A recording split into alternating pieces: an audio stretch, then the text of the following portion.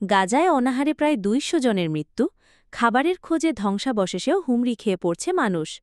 গাজা উপত্যকায় চলমান ইসরায়েলি অবরোধ ও সহিংসতা চরম মানবিক বিপর্যয়ের দিকে ঠেলে দিয়েছে অঞ্চলটিকে। খাবারের অভাবে এখন পর্যন্ত প্রাণ হারিয়েছে অন্তত ১৯৭ জন, যাদের মধ্যে ৯৬ জনই শিশু। গাজার স্বাস্থ্য মন্ত্রণালয় এই তথ্য জানিয়েছে। বৃহস্পতিবার গতকাল ক্ষুধা ও অপুষ্টির কারণে আরও ৪ জনের মৃত্যু হয়েছে, এর মধ্যে ২টি শিশু রয়েছে। গাজার পরিস্থিতিকে মানবসৃষ্ট দুর্ভিক্ষ হিসেবে আখ্যা দিয়েছে আন্তর্জাতিক মানবাধিকার সংস্থাগুলো।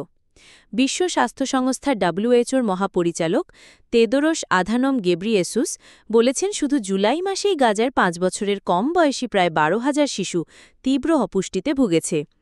জাতিসংঘের মতে ২,৯০,০০০ ৫ বছরের নিচের শিশুর মধ্যে মাত্র ৮,৭০০ শিশুকে প্রয়োজনীয় পুষ্টি সহায়তা দেওয়া সম্ভব হয়েছে।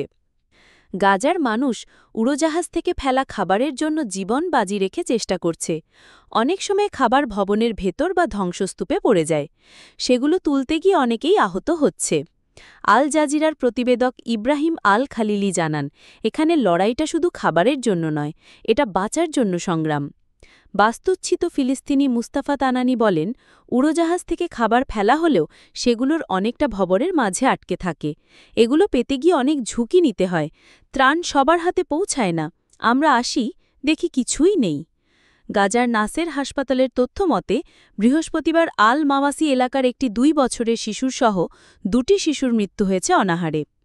গাজার এনজিও নেটওয়ার্কের প্রধান আমজাদ সাবা জানান, ইসরায়েলি অবরোধের কারণে গত মার্চ থেকে গাজায় প্রয়োজনীয় শিশু খাদ্য ও পুষ্টি উপকরণ প্রবেশ করতে পারছে না, ফলে তীব্র অপুষ্টিতে ভুগছে প্রায় ২ লাখ শিশু। বুধবার গাজায় মাত্র ৯২টি ত্রাণবাহী ট্রাক প্রবেশ করেছে, অথচ জাতিসংঘ বলছে প্রতিদিন গাজার মানুষের চাহিদা পূরণে ৫০০ থেকে ৬০০টি ত্রাণ ট্রাক প্রয়োজন। গাজার সরকারি মিডিয়া অফিসের দাবি, যেসব ত্রাণ ঢুকছে তা লুটপাট ও বিশৃঙ্খলার কারণে সঠিক জায়গায় পৌঁছাচ্ছে না। তারা অভিযোগ করছে, ইসরায়েল ইচ্ছাকৃতভাবে বিশৃঙ্খলা সৃষ্টি করে রেখেছে।